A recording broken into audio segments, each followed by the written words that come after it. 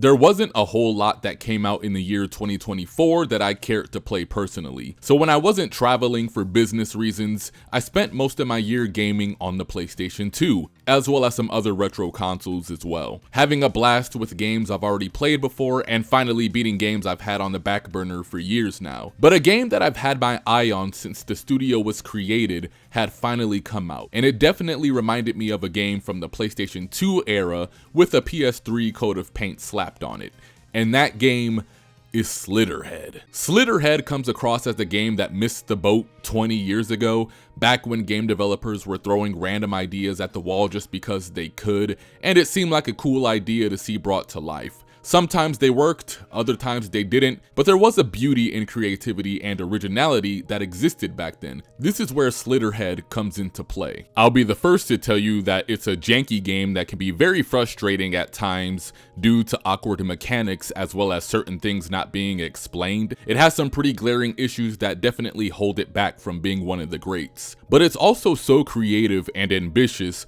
really fun to play with a nice challenge, and super replayable despite it all. There's games that I enjoyed this year that I could make a video on, but Slitterhead is the one that I want to talk about the most because it's the most interesting of the bunch. A game where I don't agree with the low reviews that it got, but at the same time, I totally agree with where it stands. A game that would be hard for me to recommend to most people, but one that I absolutely love. I'll be honest, the only reason I even decided to pick up Slitterhead is simply as a way of extending a middle finger to Sony for shutting down one of my all-time favorite studios, Japan Studios. Growing up, I didn't know what a game development studio was or even what a publisher was. I wasn't in the know about games like I am now. I simply saw some cool box art and bought the game. Simpler times. Little did I know at that time that they were Japan Studios titles, and that they are responsible for making some of my all-time favorite video games. So I wanted to show my support for some of my favorite developers in the industry, as well as offering a thank you for everything they've done over the years by checking this game out, even though it's typically not a game that I would even play. With all that being said, let's check out Slitterhead.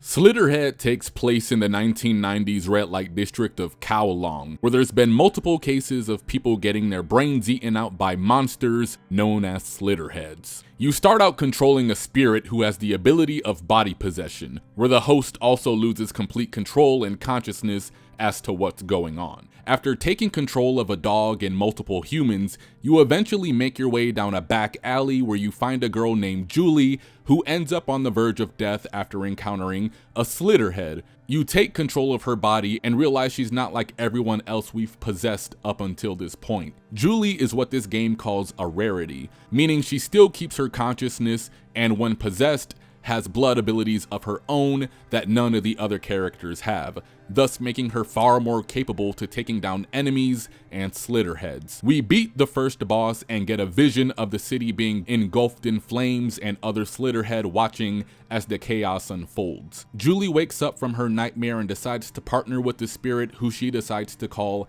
Night Owl. She discovers that Night Owl also possesses the ability to travel back in time, so we use that power to try and rescue other rarities and recruit them to strengthen our numbers. So it's up to the rarities and Night Owl to try to save the world before it falls into chaos by the hands of the Slitterheads. The story does take quite a few different turn of events from there. There's about 3 different arcs in the game that all feel like they could have been premises for future installments. There was the one that I mentioned just now, another storyline dealing with an occult, and another storyline dealing with alternate realities and losing yourself to hatred. I think these are cool concepts to explore, and I liked what each of them had to offer.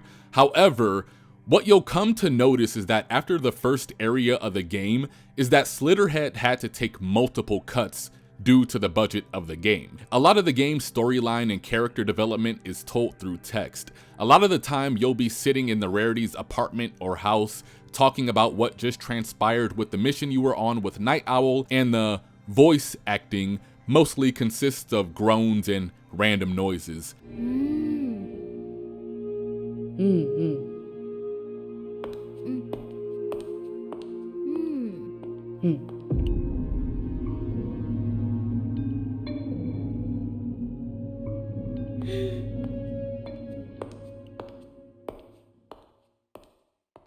I beat the game and I was surprised that voice actors were credited because I don't even remember the game having voice acting. Not until I started editing and skimming through CG cutscenes did I even remember this was the only area of the game that had it. This is something that even the Gravity Rush series struggled with, where the only voice acting in the game that I even remember was Cat yelling Raven, while a lot of the story was told through drawings. And honestly, I think Slitterhead would have benefited from that approach. The story is very much 90s horror manga by nature, so something like a comic book approach would have been a great way to get the story and character interactions across, rather than the rarities doing random things like sitting awkwardly with this weird hazy effect going on in the background. And even with character interactions, there really isn't a whole lot of that. The spirit may mention something about one of the other rarities during a conversation with another person, but outside of that, actual dialogue conversations between the characters is almost non-existent. And the way the game goes about unlocking conversations, I don't know how conversations are unlocked, I'll be honest, makes it possible to miss certain interactions, which again is unfortunate. It really makes you think like, man, look at all the garbage Sony has spent their money on over the years. Spent hundreds of millions acquiring a studio just for the game to die in less than a week and shut down multiplayer projects and multiple studios. Really wish they would have put some of that money towards some of their smaller projects to give them a little extra support that they needed to really flesh out some of these characters and stories. And it's not like I'm even one of these guys that need voice acting and cutscenes to enjoy a story. Slitterhead is just one of those games that try the silent approach, but it comes across as awkward based off what's going on. It's especially apparent when you're controlling a random NPC that already looks like they've been sculpted with clay, and you bring them into a cutscene and it just doesn't look good. That being said, I think Boca Studio made the right call for pretty much all the cuts and sacrifices that they had to make to get the game out. If we have to sacrifice presentation, cutscenes, and voice acting to put a bigger emphasis on gameplay, then I'm happy with what we got, because the gameplay here is very good. Slitterhead is a mission-based action game that has you choosing 2 of 8 characters and jumping from level to level, defeating Slitterhead, infiltrating areas via stealth missions, and chasing enemy Slitterhead.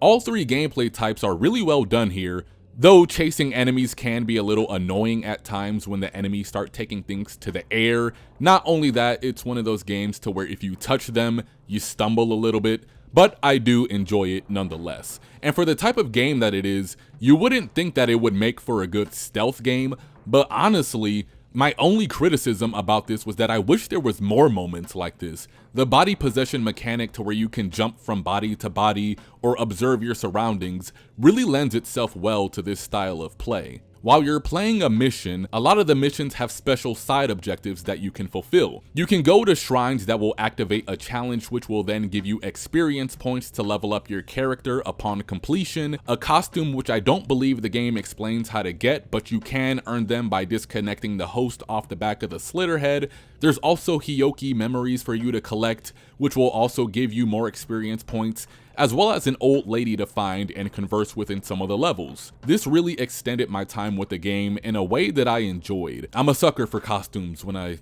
don't have to use real money, of course. Just look at the black sweater and blue jeans combo. And the collectathon junkie in me really likes seeing my progress fill out when I find or collect items. As far as combat is concerned, Slitterhead is more of a brawler, which I was kinda surprised about. I knew the game had horror elements to it just based off the original trailer, but when I actually bought the game, I was pleasantly surprised to be beating the crap out of enemies with staffs and big meaty claws. Combat has a heavy focus on parrying. Depending on how last second your parry is will determine how much aura you accrue, where you then can enter a slowdown state called blood time. Yeah, I know. This parry system was rough to learn at first, which led to some of my early frustrations, but after a little while, when it finally clicked and I started recognizing attack patterns where sometimes you'll have to parry 2 to 3 fast attacks, as well as getting my timing down, the mechanic became so satisfying to do each and every time. I was out there with Emio the Smiling Man. Again, guys, please. Just parrying these giant monsters with my bare fist and treating them like child's play. You can take control of 8 different characters, which you can find by discovering certain areas in the game or replaying levels to try and save one of the characters. Some of the characters definitely feel samey, I'll be honest, but what separates them from each other are their active abilities.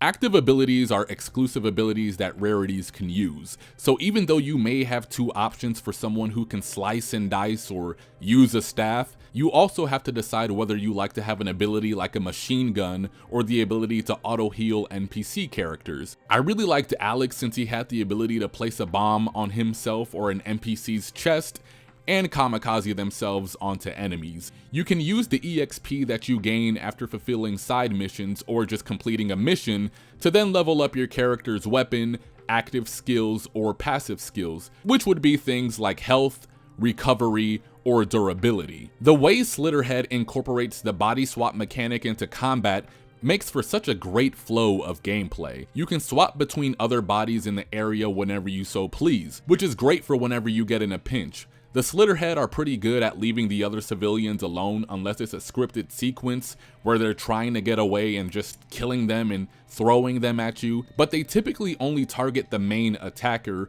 or the one who has accrued the most aggro basically, which makes for some great strategic moments. You could find yourself in a pinch to where you're about to die, switch to another character, attack for a bit, and then the Slitterhead can focus on them. While they are focused on them, you can go back to your main characters, heal up or revive some NPCs, and then get back into the action. And if the dummy NPC does die, you can always bring them back to life if you do it within 20 seconds upon their death. The NPCs aren't nearly as capable as the rarities, and they aren't supposed to be. It would defeat the point. The point of using the NPCs is to try and defeat enemies with numbers as opposed to raw strength. It encourages the strength and numbers approach when attacking enemies, especially when you get in situations where you have multiple enemies going at you at once. You'll want to bring in others to help get you out of that. The NPCs all have the same blood weapon at their disposal, but they can use some of the passive abilities based off whatever rarity is on the mission at hand. I can't stress enough just how much I love the body possession mechanic here. It makes doing everything in this game much more fun. Jumping off of ledges and sacrificing someone's body to jump into another body down below, sneaking around bases, and getting around the battlefield are too much fun. But for as much as I enjoy the combat system and all the mechanics that it has, it does have some annoying problems that I would like to see ironed out. Even though the Slitterhead typically don't focus on non-violent NPC characters, they still do get caught in the crossfire a lot. They also don't defend themselves unless you have a character that can use an ability to send everyone attacking, kinda like Captain Olimar. They just stand there. Even in regards to you, you have the ability to injure humans if they're in the way while you're attacking. The rarities will automatically dodge, but humans are going to take full-on damage, which is annoying. The bosses are also kind of lacking here as well, which is a shame because I really like how the Slitterhead look, but all you're really stuck with for most of the game are these praying mantis looking creatures who all more or less look the same and attack the same. Occasionally they may stand up straight, but for the most part, this is the end level boss you'll be fighting for about 80% of the levels. And lastly, one of the biggest frustrations, if not the biggest frustration you'll encounter while playing this game, is just how much it does not work with multiple enemies on the screen. You can get multiple parry indicators that you have no idea what to do with or when to start parrying, so you just start spamming in all directions, and a lot of the enemies will completely bypass your attacks and hit you anyways, as most of your attacks will leave them unfazed. These things with the tongue and these worm-like enemies are the absolute worst because of it. But that's more or less where my major complaints end with Slitterhead. Like I said, you can definitely see and feel the budget in this title, as well as some of the sacrifices they had to make to get this game out the door. I know I said earlier that Slitterhead would be kind of rough to recommend. I don't really make videos on games I hate or don't care about, so there is something here, at least for me, that I think was worth talking about. Just like the last video I uploaded, Emio, the Smiling Man. It's very clear that I'm playing a modern day cult classic that won't get its flowers until years down the line when someone else other than me comes along the way and starts singing praises for it. I would imagine that most people that watch this channel anyways probably don't care for a lot of the more AAA mainstream games and would be interested in giving a game like Slitterhead a chance, flaws and all. So I'm going to recommend this title as I think it's some of the most fun I had in modern day gaming in all of 2024. If you do decide to check it out, let me know what you think. I think you'll be pleasantly surprised. Anyways, until then, I'll see you all for the next video. Thanks for watching.